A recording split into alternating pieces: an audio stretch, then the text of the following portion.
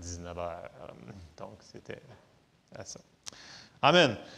Alors, on ouvre en prière avant de commencer le message ce matin. Seigneur, on te remercie d'être avec nous ce matin. Merci de nous donner la force. Merci de nous donner l'énergie, Seigneur. Merci d'être avec nous en toutes choses. Ouvre nos cœurs, qu'on puisse te connaître plus et qu'on puisse marcher avec toi et recevoir tout ce que tu as pourvu pour nous, dans le nom de Jésus. Amen. Amen. Alors, la semaine dernière, on avait parlé sur l'obéissance va nous amener toujours vers la victoire. Ce que Dieu nous demande de faire, même dans les petites choses, il faut qu'on le fasse, ça va nous apporter où est-ce que Dieu veut qu'on soit, donc dans sa bénédiction. Et on avait vu aussi qu'il fallait faire des petites choses qui vont avec nos actions correspondantes. Première chose qu'on avait dit, c'est qu'il fallait manger, donc lire la parole de Dieu régulièrement. Donc, ce n'est pas quelque chose qu'on se nourrit. On avait dit, tout le monde se nourrit plusieurs fois par jour ici. Bien, c'est la même chose dans la parole de Dieu. Il faut toujours se nourrir constamment, donc avoir une vie de manger la parole de Dieu. Deuxièmement, on avait dit qu'il fallait qu'on prie, donc avoir une vie de prière. C'est quand même simple. Après ça, on avait dit que c'était très important, si on voulait se rendre où est-ce que Dieu veut qu'on soit, de s'implanter dans une église locale. OK? Donc, c'est vraiment les bases qu'on avait parlé. Et la dernière chose qu'on avait dit, arrêtez de murmurer, que le chialage, c'était une chose qui détruisait plein de choses dans nos vies et qui nous empêchait de recevoir de Dieu. Donc ça, on a vu ça la semaine passée. Et là, on continue un peu sur la même idée ce matin de progresser. OK? Dans le sens que on ne peut pas rester au même endroit. Si vous regardez un enfant, puis l'enfant ne grandit pas, bien, c'est parce qu'il y a un problème. Soit il y a une maladie, soit il y a un manque de nourriture, il y a quelque chose. Vous me suivez? Si vous plantez une plante, puis la plante ne pousse pas, elle ne grandit pas, c'est pas normal. Right? Bon, moi, je suis en train d'arroser mon gazon pour qu'il pousse, là. J'espère bien gros qu'il va pousser plus que ça. C'est normal que ça commence à pousser. OK? Donc, sinon, il y a un problème soit avec la semence ou soit avec le gars qui s'en occupe. Donc,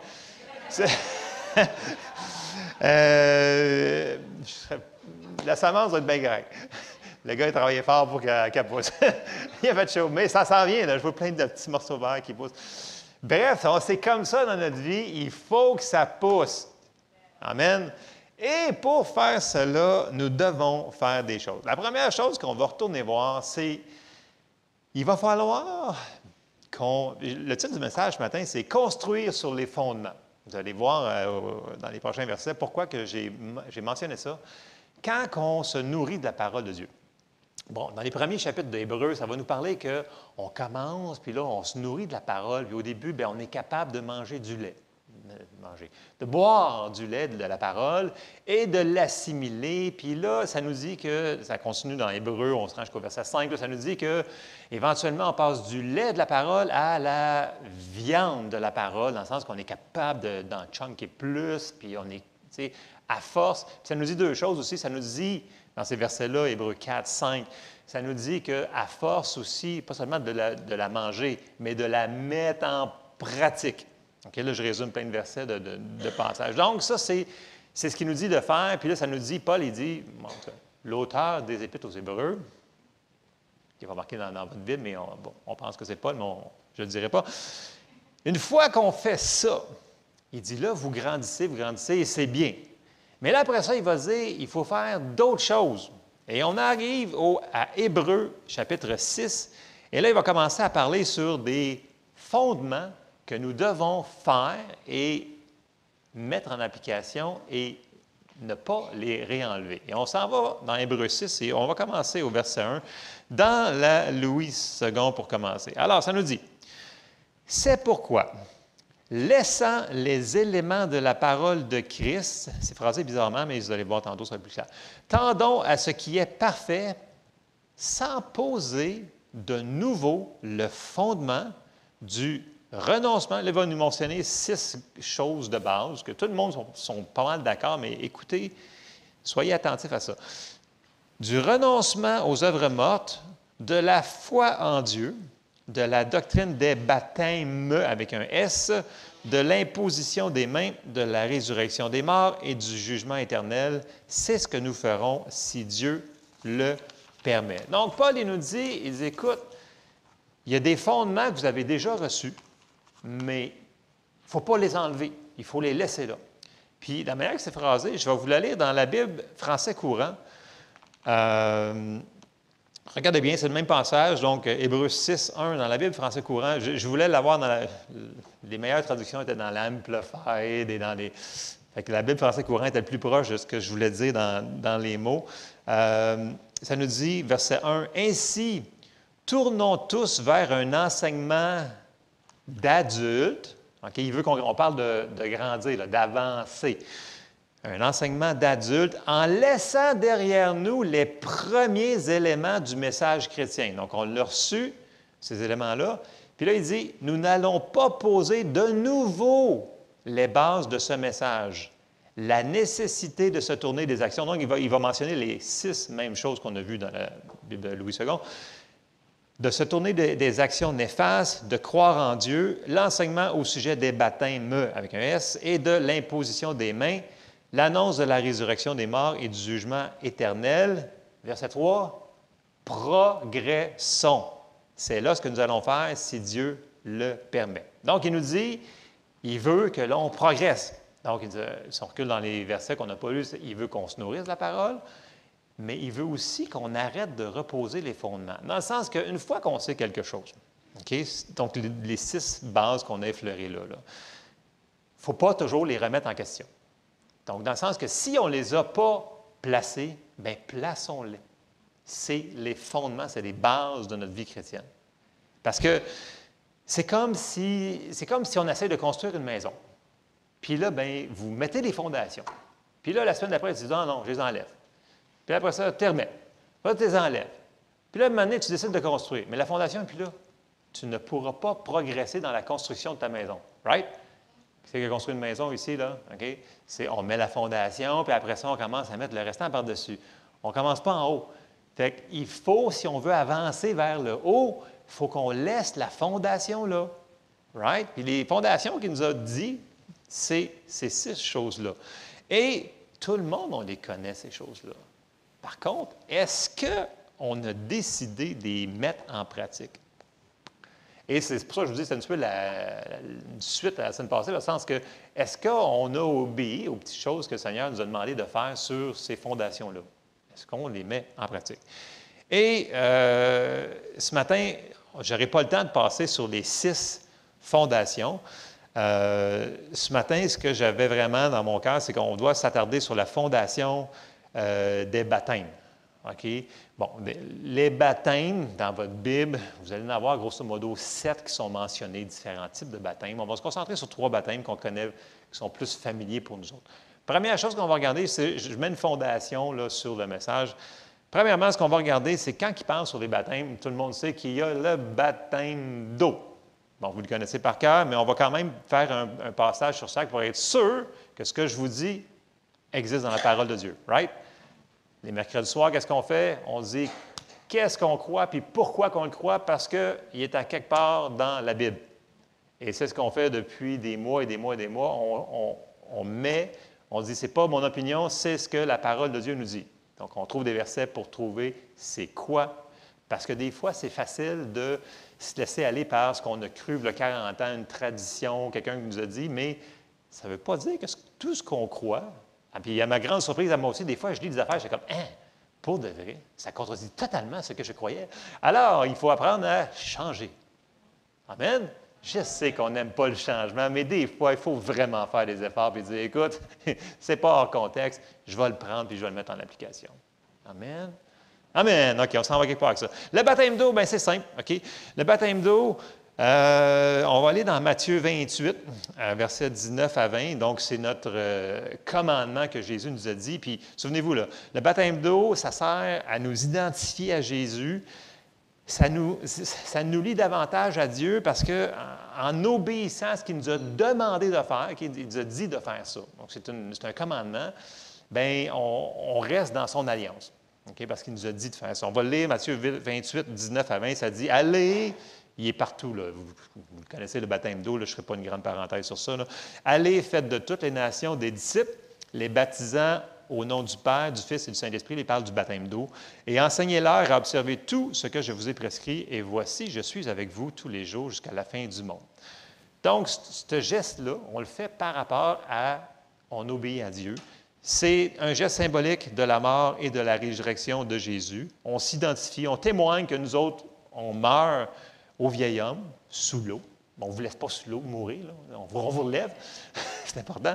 Et qu'en faisant ça, on s'engage, c'est comme un engagement public devant les gens qui nous entourent, qu'on va vivre pour Dieu. Donc, on sort de l'eau comme, c'est comme une représentation de la nouvelle naissance, quand on est né de nouveau. Le baptême d'eau ne sauve personne, là. Okay? Ce n'est pas ça qui nous sauve. C'est un geste, c'est un commandement que Jésus nous a donné de faire pour s'identifier à lui. Fait que ça, je n'enseignerai pas beaucoup sur ça parce qu'éventuellement, on va enseigner sur le baptême d'eau plus en profondeur. On a un baptême d'eau le dimanche le 23 juillet. Je peux peut-être me tromper un petit peu, mais c'est dans ce coin-là. Je pense que c'est dimanche le 23 juillet. Donc, ça va être un dimanche après l'assemblée ici. Donc, on va faire ça chez Laurier et Julie cette année, encore une fois. Donc, ceux-là, ceux-là qui ont des questions sur le baptême d'eau, les gens qui veulent se faire baptiser, ceux-là qui ne sont pas d'accord avec le baptême, venez me voir. On va en parler, on va sortir des versets, des passages, puis on va voir qu'est-ce que c'est dans la Bible, cette affaire-là, pour qu'on puisse faire un baptême d'eau en bonne et due forme et aux personnes qui en ont de besoin. Amen? Donc, si vous avez des questions, venez me voir après pour ce baptême d'eau. Après ça, deuxième baptême que je vais effleurer rapidement, c'est être baptisé en Christ. La parole nous dit ça à plusieurs reprises, dans les Épîtres surtout. Être baptisé en Christ, bien, c'est simple. Quand on est né de nouveau, on est baptisé, donc on est mort à nous-mêmes et on est ressuscité en Christ. Un passage, juste rapidement, c'est Galates 3, 26, 27. Il est à plusieurs endroits, mais j'ai sorti celui-là. Galates 3, 26, 27. « Car vous êtes tous fils de Dieu par la foi en Jésus-Christ, vous tous qui avez été baptisés en Christ, vous avez revêtu Christ. » Donc, quand on est né de nouveau, quand on a donné notre vie à Jésus, on est baptisé en Christ. On est en lui, il est en nous. OK? Ça, c'est grosso modo être baptisé en Christ. Je ne veux pas élaborer sur lui non plus. On s'en va vers le troisième qu'on connaît très bien, et c'est sur lui qu'on va mettre du temps ce matin, et c'est le baptême du Saint-Esprit. Bon, les gens me disent, ouais, mais la Pentecôte, c'était la semaine passée. Je sais. Moi, je fais juste donner le message. Fait que, baptême du Saint-Esprit, ça fait partie, dans Hébreu, des fondements qu'on a dans notre vie en tant que chrétien. Et là, je vous exhorte de prendre la décision de dire, c'est-tu dans la Bible, cette affaire-là? Est-ce que je dois le mettre en application? Est-ce que je dois le recevoir?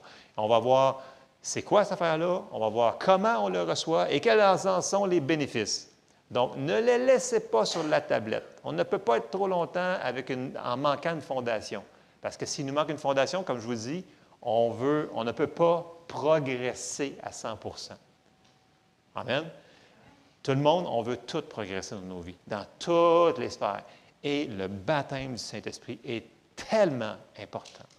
Tellement important. On ne peut pas s'en passer. Je sais qu'il y en a plein qui vivent sans le baptême du Saint-Esprit. Je sais qu'il y en a plein qui disent que ce n'est pas pour nous autres aujourd'hui. Je sais qu'il y a plein d'affaires. Regardez les passages qu'on va lire. Regardez avec un cœur ouvert. Et ceux-là qui sont déjà baptisés, vous allez aussi comprendre d'autres choses. Okay? On va aller voir des bénéfices de ce que ça nous donne.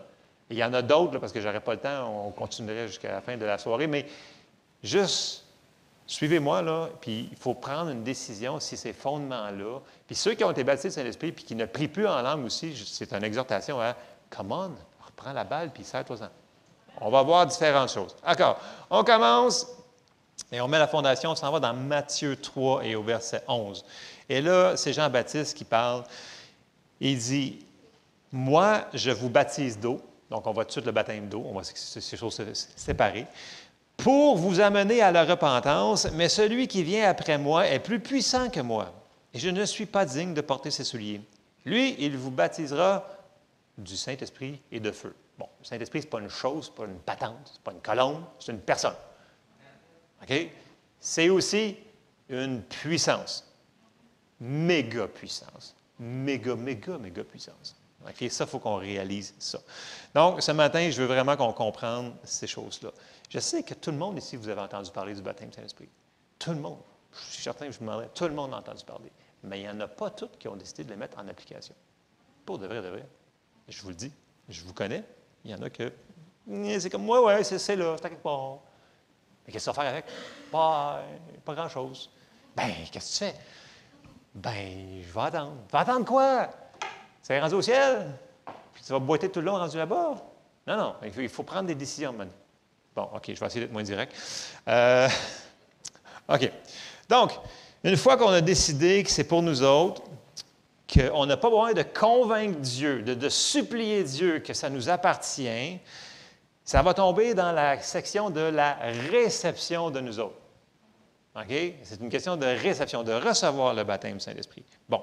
Premièrement, on va aller voir des passages pour mettre des bases, là.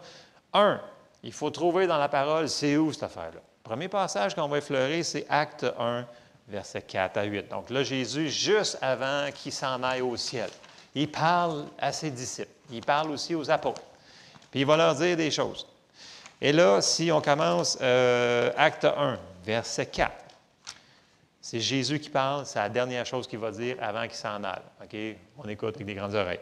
Il leur dit, comme il se trouvait avec eux, il leur recommanda de ne pas s'éloigner de Jérusalem, mais d'attendre ce que le Père avait promis. Ce que je vous ai annoncé, leur dit-il. Car Jean a baptisé d'eau, mais vous, dans peu de jours, vous serez baptisés du Saint-Esprit. Alors les apôtres réunis lui demandèrent, Seigneur, est-ce en ce temps que tu rétabliras le royaume d'Israël? Il leur répondit, ce n'est pas à vous de connaître les temps ou les moments que le Père a fixés de sa propre autorité. Mais vous recevrez une puissance, le Saint-Esprit, survenant sur vous, et vous serez mes témoins à Jérusalem, dans toute la Judée, dans la Samarie et jusqu'aux extrémités de la terre. Donc Jésus leur a dit, écoutez, attendez, ce n'est pas optionnel, ça vous le prend.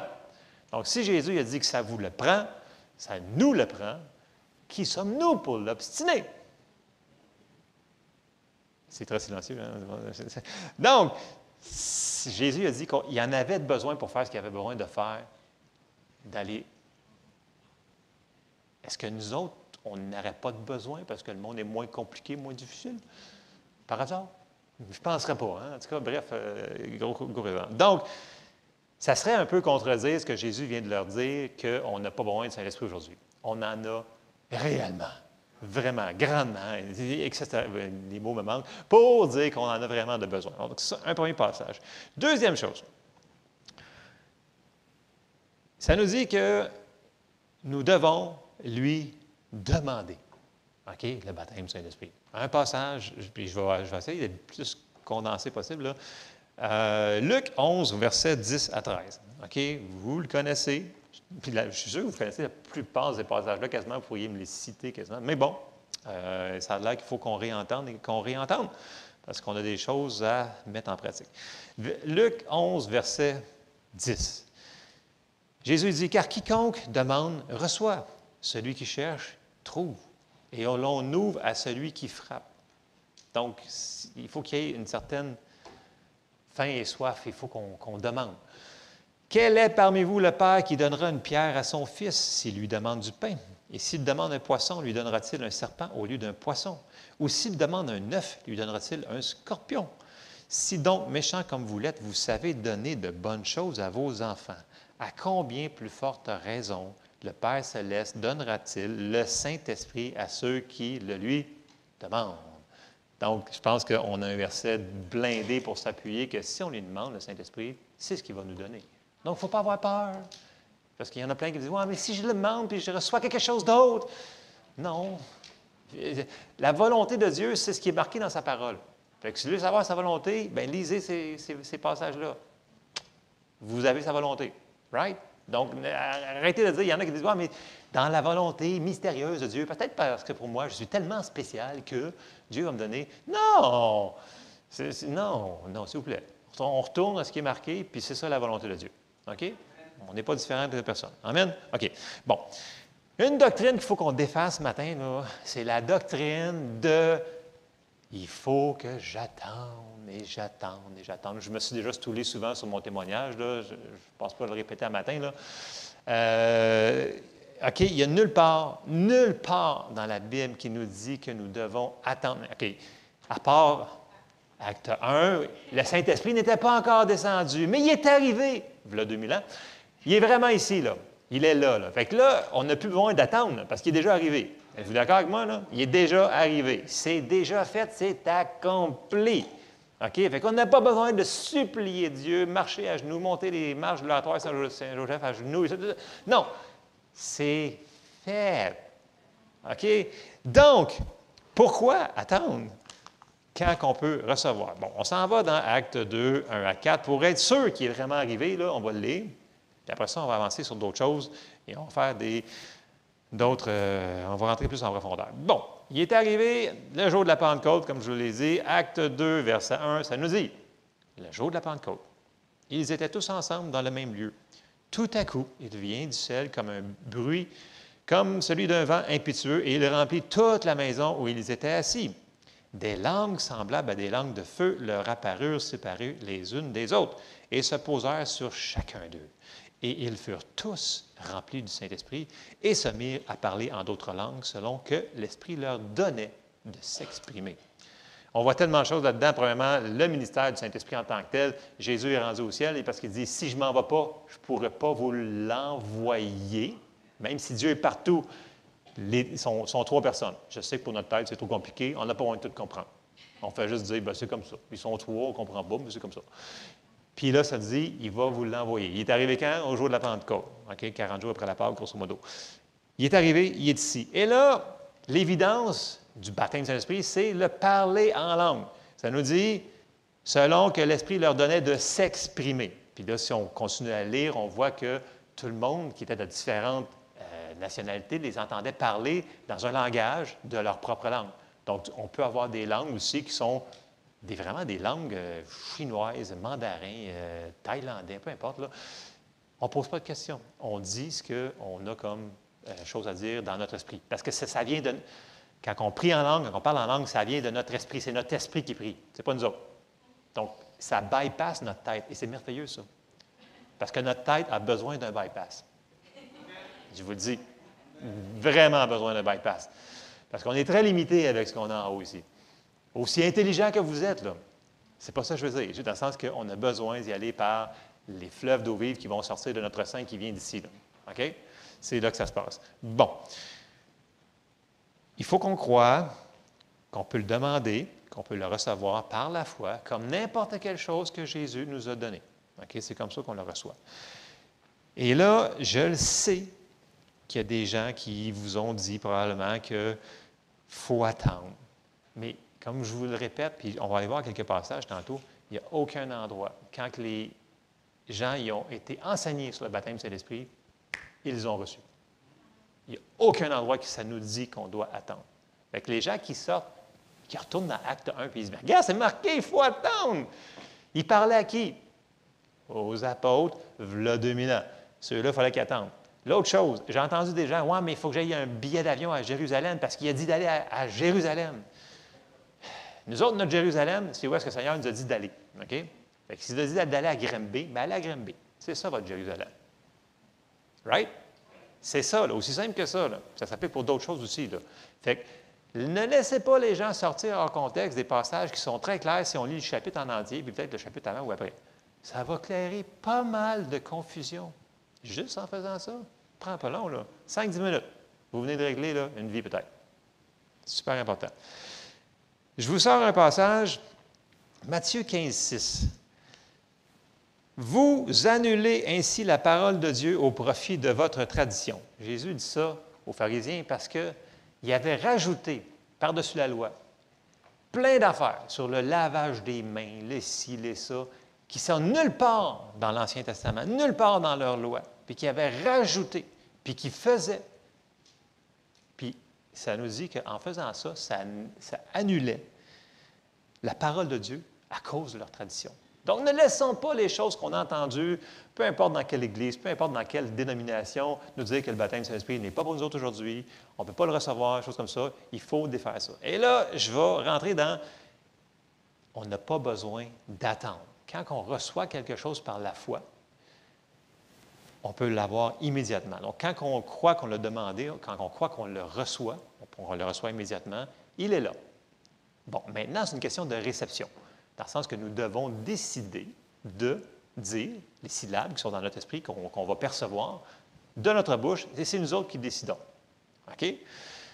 Je vous ai déjà souvent conté mon témoignage à moi, que c'était très long et pénible parce que je n'avais pas reçu d'enseignement, puis j'étais sûr que moi, quand ça arrivait, bien, il fallait que Dieu prenne ma langue, parce que moi, je disais, si ça l'arrive, là, c'est Dieu, puis je l'ai compté souvent, là, je me suis vraiment, je n'étais pas super...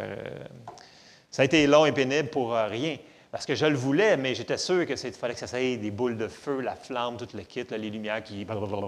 Puis avec la langue, de lui-même. C'est pas comme ça que ça marche. Tu n'as pas besoin de sentir aucun, tu n'as pas besoin d'avoir des frissons, tu n'as pas besoin de sentir de la chaleur, le fret, rien. C'est juste, tu le reçois par la foi, puis tu dis des syllabes. Puis là, vu que j'aime ça me stouler, j'ai décidé de stouler quelqu'un d'autre ce matin, qui n'est pas ici. Il y en a quelques-uns d'entre vous qui connaissent M. Keith Moore. Okay? Il y en a quelques-uns, Guy connaît, Marco le connaît, il y en a d'autres qui connaissent Keith Moore. Donc, c'est un enseignant qui m'encourage beaucoup parce que quand il fait des mauvais coups, il est stoule. Fait que moi, ça m'encourage que quelqu'un qui a 40 quelques années de ministère, il fait encore des erreurs. Et quand il compte, quand lui était baptisé du Saint-Esprit, alors là, moi, mon témoignage, j'ai fait pitié. Et regardez bien. Je vous le résume dans mes paroles à moi. Donc, là, 45 ans environ, Keith, il entend parler, donc lui et sa femme qui avaient redonné leur vie à Jésus, ils étaient sauvés depuis environ l'âge de 14 ans, il était jeune. Mais quand ils se sont mariés, il a entendu parler dans l'église qui allait, il y avait environ 21, 22 ans, que le baptême du Saint-Esprit, c'était pour aujourd'hui. Alors là, il s'en va en avant pour l'appel. Et il se souvient qu'il avait entendu dire qu'il fallait que tu ailles parce qu'il avait entendu dire une personne qu'il avait vu une boule de feu, et ces choses comme ça. Et là, écoute, c'est tout un témoignage qu'il raconte là. Et là, il s'en va en avant, et il fait prier pour lui. Puis là, il va à chaque soir qu'il y a une réunion d'église pour recevoir le baptême du Saint-Esprit. Et là, il monte en avant, puis là, il attend des heures et des heures. Seigneur, baptise-moi, s'il te plaît, pitié, s'il vous plaît, come on.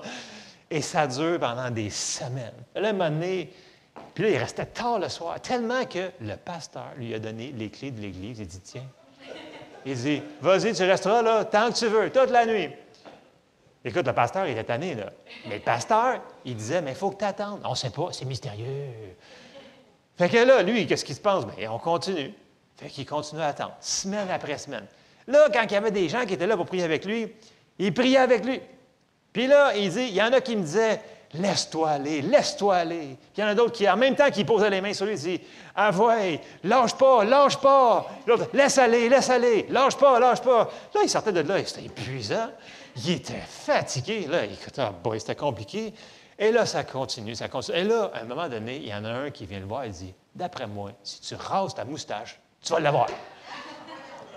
Je vous le dis, là, vous irez... Écoute, moi, je suis tellement crampé quand il te compte, là, c'est...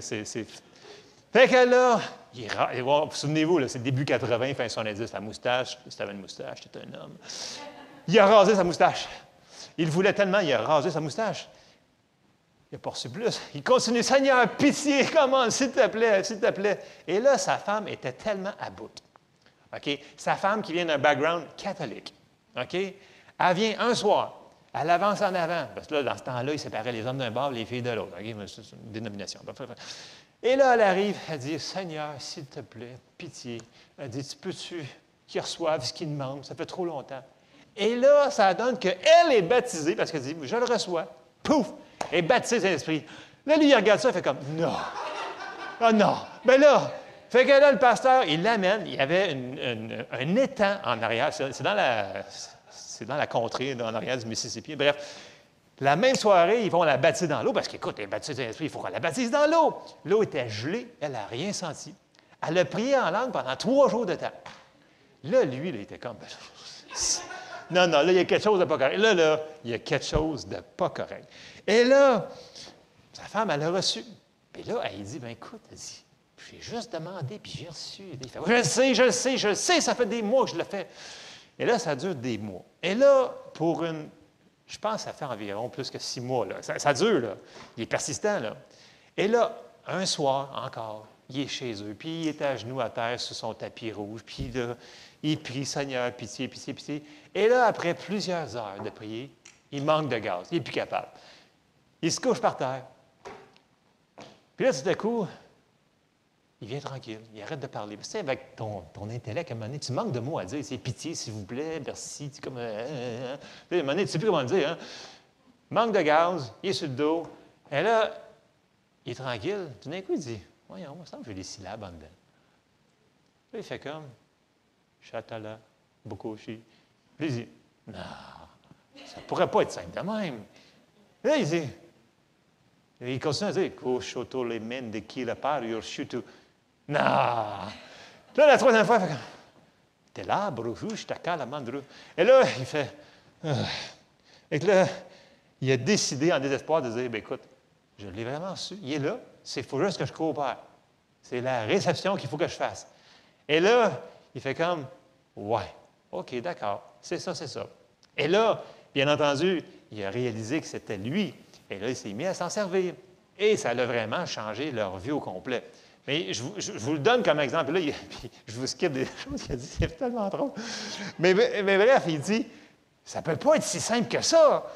Mais oui, pensez-vous que Dieu il aurait mis quelque chose de si difficile que ça, sachant qu'on est tellement intelligent? Non, mais je veux dire, ce que j'ai dit la semaine passée, c'est une question d'obéissance.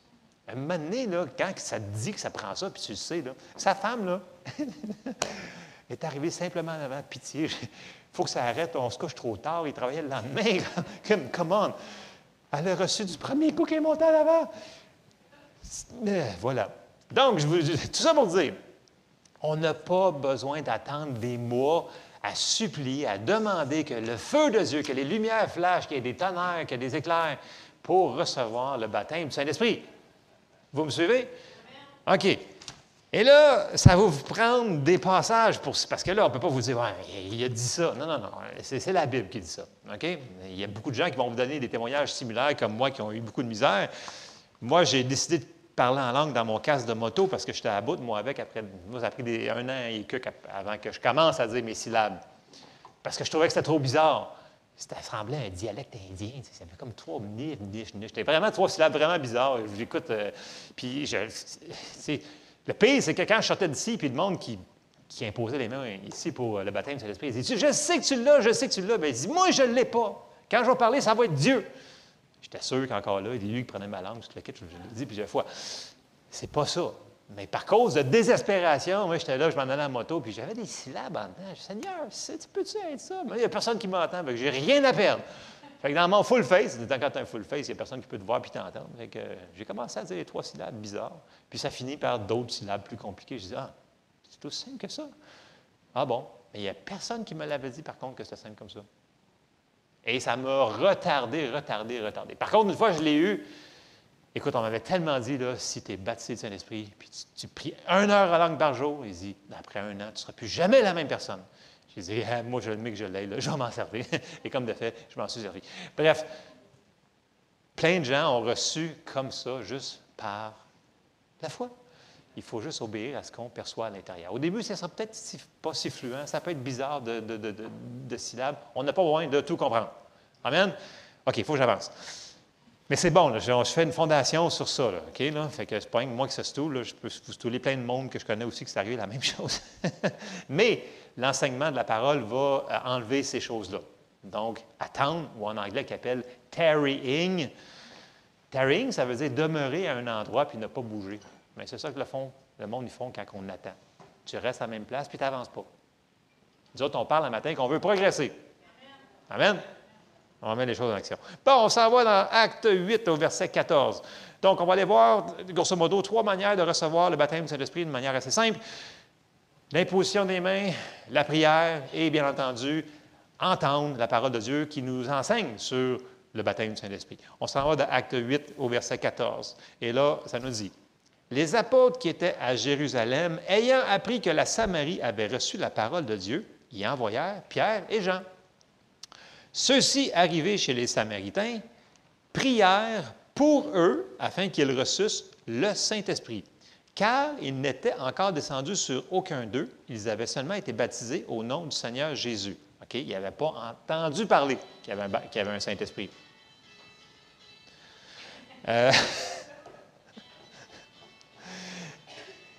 Ils avaient seulement été baptisés au nom du Seigneur Jésus. Verset 17. Après cette pause. Alors, Pierre et Jean leur imposèrent les mains et ils reçurent le Saint-Esprit. Donc, on voit une des méthodes. Il leur a parlé du Saint-Esprit et ils ont imposé les mains et ils reçurent le Saint-Esprit et on voit qu'ils parlèrent en langue. Bon, bref. Acte 10. On s'en va, on avance un petit peu plus loin dans les actes et on verset 43. Vous vous souvenez que Pierre, il y a une vision tout d'un coup, puis là, il faut qu'il suive un homme, puis qu'il se retrouve chez Corneille, un centenier qui n'était pas juif. Puis dans ce temps-là, il n'avait pas renouvelé sa théologie que les Juifs, ils n'avaient pas le droit d'aller chez un non-juif. Je vais continuer mon fil. Et là, ça y prend une vision. Puis là, Pierre est envoyé chez Corneille. Puis Corneille, il attendait parce qu'il avait prié. Puis là, il y a un ange qui avait dit, il y a quelqu'un qui va venir puis qui va t'annoncer la bonne nouvelle. Et là, Pierre y arrive. Et on arrive à Acte 10. Puis là, il commence à lui annoncer, tac, Jésus est venu pour ça, puis ça, il a fait ci, il a fait ça. Et là, on arrive au verset 43. Acte 10, 43. Je condense pour question du temps. Acte 10, 43. Tous les prophètes, c'est Pierre qui parle encore, rendent de lui le témoignage que quiconque croit en lui reçoit par son nom le pardon des péchés. Et là, pour être sûr que Pierre n'embarque pas dans sa théologie que ce n'est pas un juif, donc peut-être qu'il ne peut pas recevoir, Dieu, il bypasse. Il dit, la tête, on va bypasser ça, on passe tout de suite aux actions. Comme Pierre prononçait encore ces mots, le Saint-Esprit descendit sur tous ceux qui écoutaient la parole. Tous les fidèles circoncis et qui étaient venus avec Pierre furent étonnés de ce que le don du Saint-Esprit était aussi répandu sur les païens, car ils les entendaient parler en langue et glorifier Dieu. Donc, l'évidence du baptême du Saint-Esprit, c'est parler en d'autres langues. Donc, on voit qu'ils ont été baptisés du Saint-Esprit en recevant la parole que Pierre leur a annoncée. Alors, Pierre dit, peut-on refuser l'eau du baptême, donc le baptême d'eau, à ceux qui ont reçu le Saint-Esprit aussi bien que nous? La réponse est non. Alors, il ordonna qu'ils fussent baptisés au nom du Seigneur, sur quoi ils le prièrent de rester quelques jours après eux. Donc, on voit que juste par l'enseignement de la parole, on peut recevoir le baptême du Saint-Esprit. Ça m'est arrivé dans des groupes de jeunesse, j'ai enseigné la parole, j'ai enseigné sur le Saint-Esprit, et pouf, Dieu a fait son travail, il les a baptisés du Saint-Esprit. C'est la même affaire qui arrive en bas quand nos jeunes sont baptisés du Saint-Esprit, ils enseignent la parole, pouf, ils n'ont pas reçu mieux que d'essayer de comprendre ce qui se passe. Ils ont juste reçu. OK? Réception. La réception est tellement importante. Après ça, on continue sur la même lancée dans Acte 19.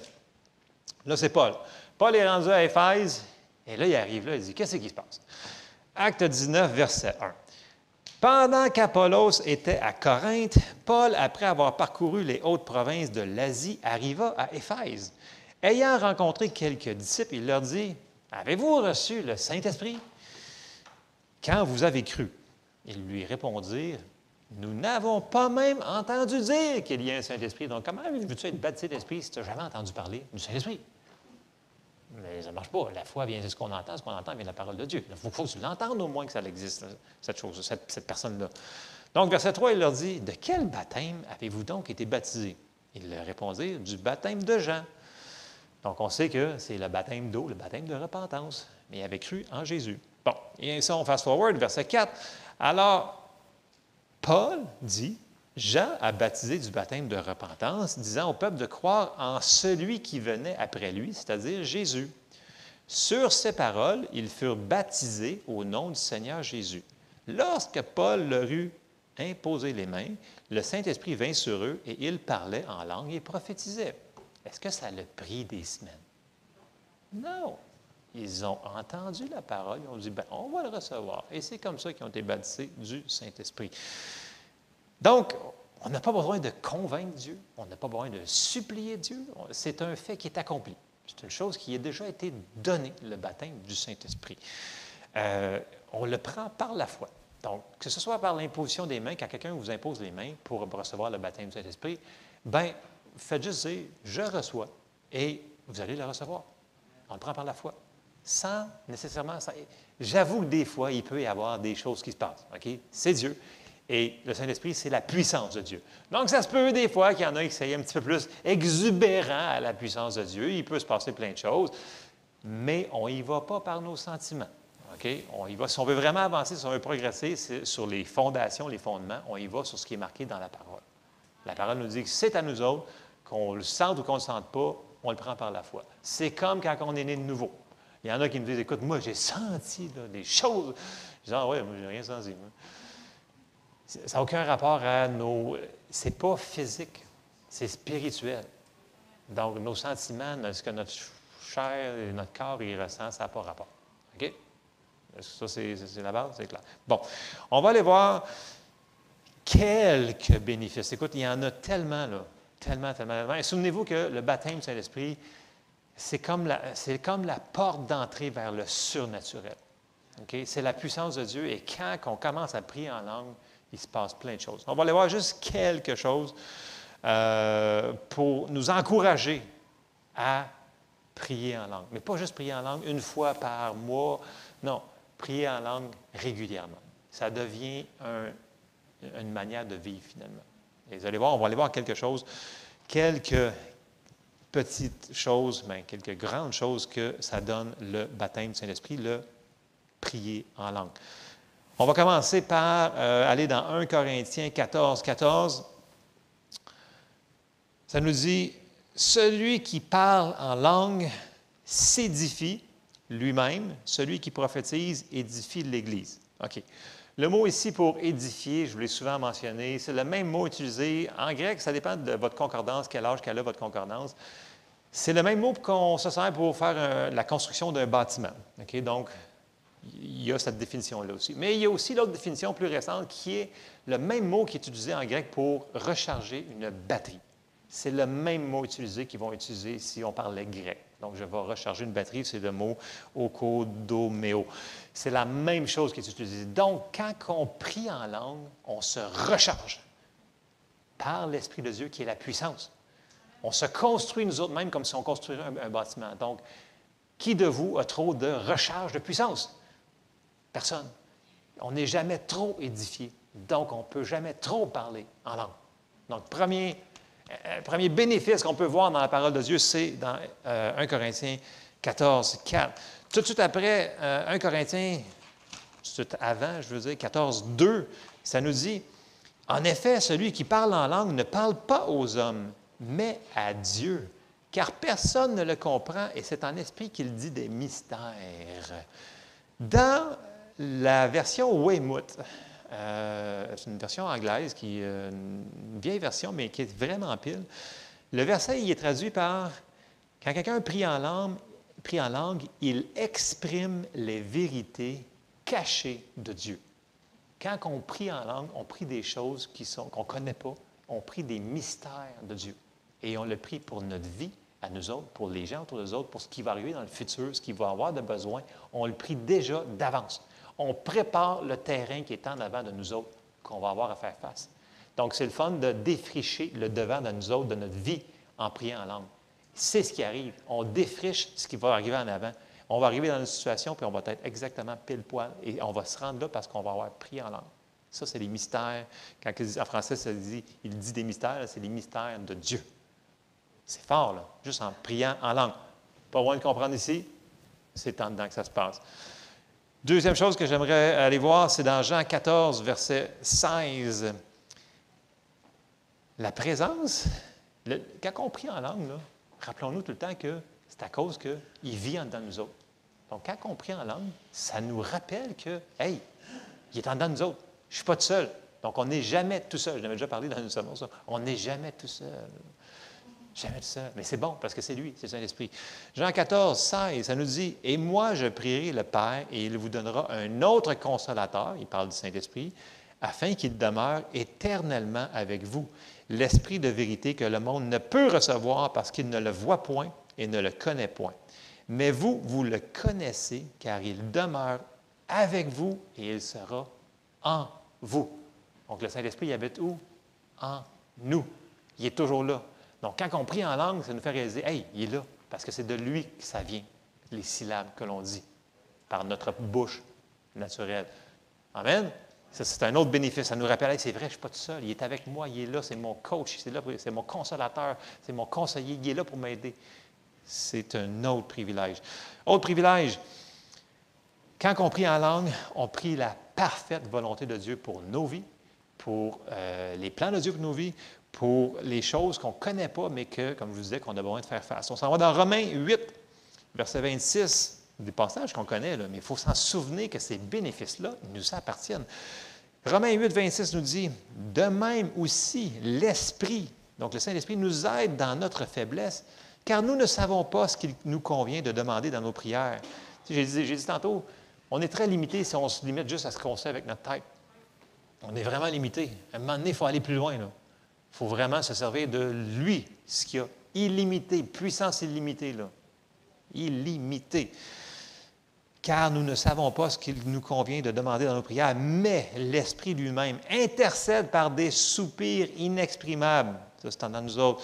Et celui qui sonde les cœurs connaît quelle est la pensée de l'Esprit parce que c'est selon Dieu qu'il intercède en faveur des saints.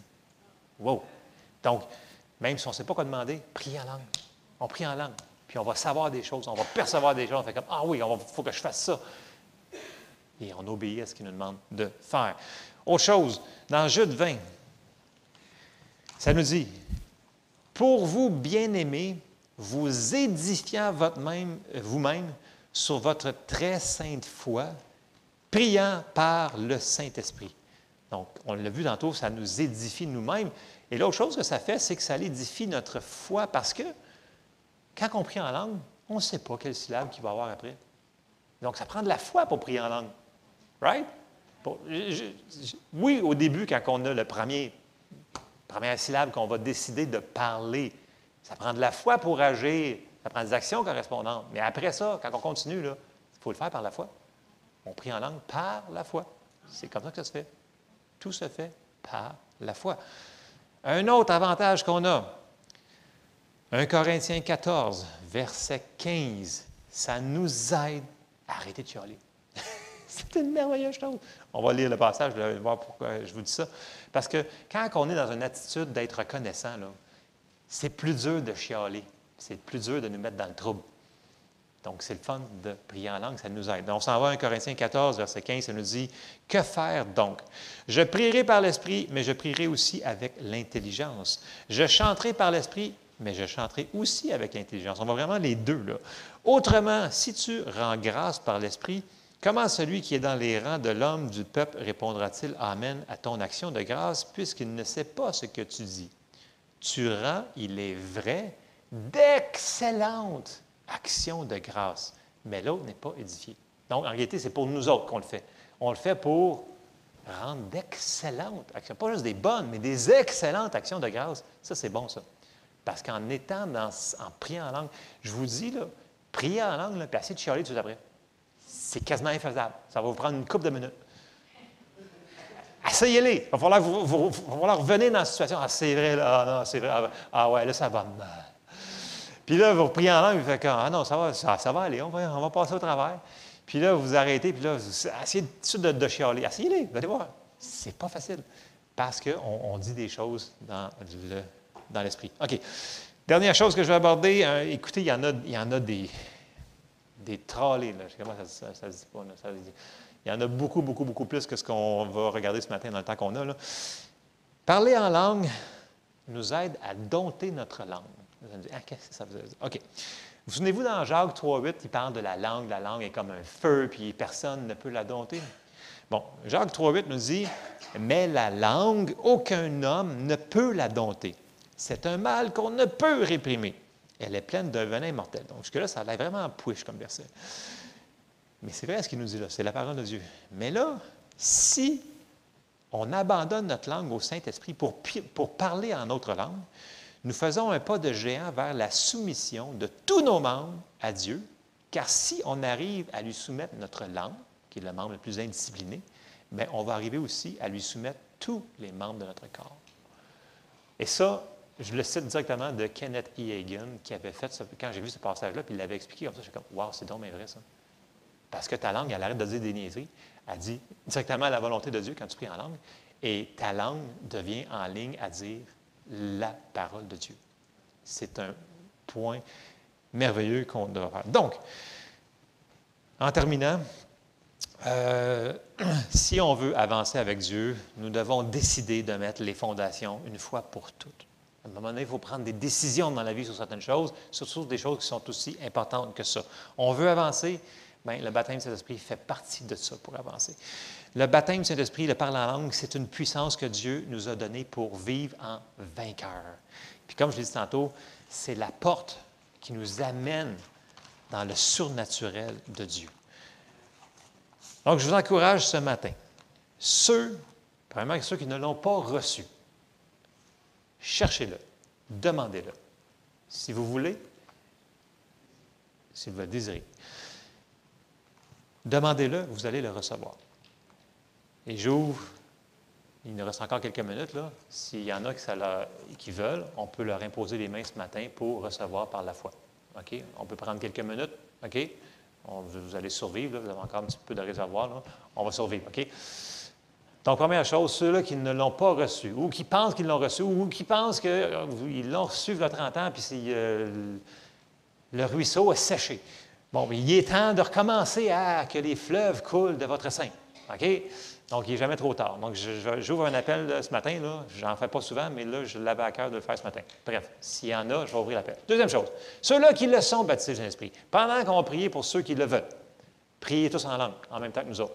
Ça va créer une atmosphère remplie, chargée, pour que ça soit plus facile aux gens de recevoir en avant. OK? Et ceux qui le sont baptisés et qui le seront baptisés, dans la semaine, tous les jours, servez-vous-en. Vous ne pouvez pas vivre une vie victorieuse sans le baptême du Saint-Esprit. C'est impossible. Bref, je termine là-dessus. Donc, je vais inviter Jess, pourrais-tu venir? Non, je reste avec moi, toi. Lisa, peux-tu aller jouer du piano, s'il te plaît? Merci beaucoup. Écoutez, on va prendre 5-10 minutes. Là. Je ne veux pas vous retarder là, ce matin, là, mais je trouve que c'est trop important. Puis écoutez, à un moment donné, comme je répète, il faut agir sur ce qu'on a reçu. C'est beau mettre les choses à demain, là, mais il y a trop de choses qui se passent dans notre vie. On a trop besoin de victoires, de choses comme ça. Si Jésus nous a dit qu'on a besoin, puis si écoutez, quand j'entends des témoignages de gens que moi, j'entends des prédications, puis j'entends toutes les choses que quand ils ont prié en langue, ça s'est passé, qui s'est reçu, là, je fais comme, wow! Moi, ça m'encourage encore plus que dès que j'ai 2 minutes, je suis dans la douche, je vais prier en langue. Je vais être dans mon auto, je vais prier en langue. Je vais prier en langue en pelletant mon tas de terre, en faisant mon gazon, qui est en train de pousser.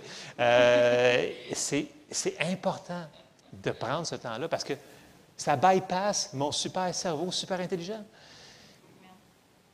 Et vous aussi, vous en avez besoin, comme moi. Je fais des blagues, mais on en a vraiment besoin. Alors, tous ceux qui sont baptisés, je vous demanderai de commencer à prier en langue, Lisa.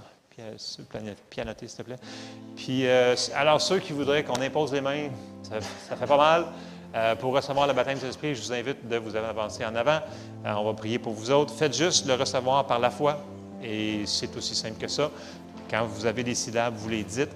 Et c'est ça. Donc, c'est ouvert à tous. On va prendre quelques minutes. On prie en langue tout le monde. Chetel et pekel.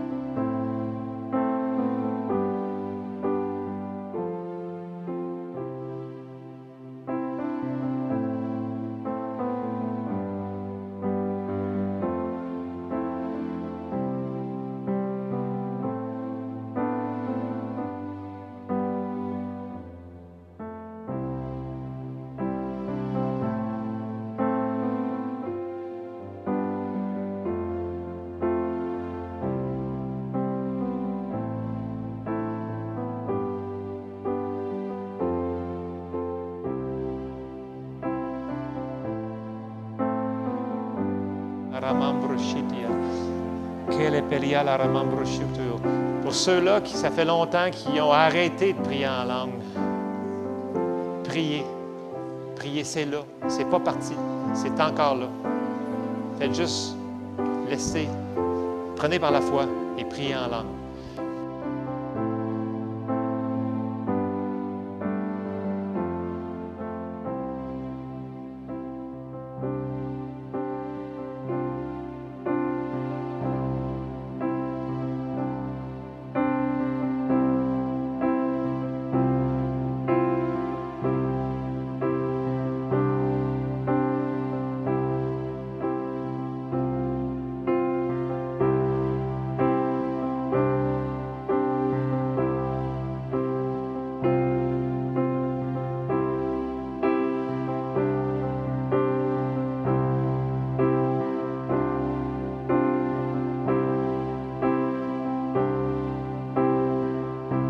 Amen. Merci, Seigneur Jésus.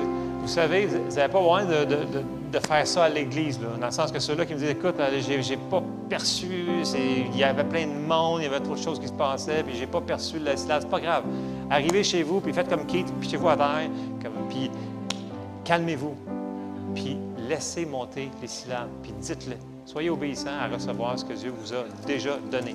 OK? Fait qu'arrêtez de vous poser la question, c'est-tu la volonté de Dieu? Oui, c'est la volonté de Dieu. OK? C'est pour tout le monde. Puis une fois que vous l'avez, servez-vous-en, s'il vous plaît. Moi, je veux que dans cette assemblée locale-là, on voit plus de choses, qu'on avance ensemble, qu'on puisse progresser ensemble. Mais le baptême du Saint-Esprit est une des clés qui va nous faire avancer. Amen. Donc, je vous encourage, à la maison, on s'en sert. Amen.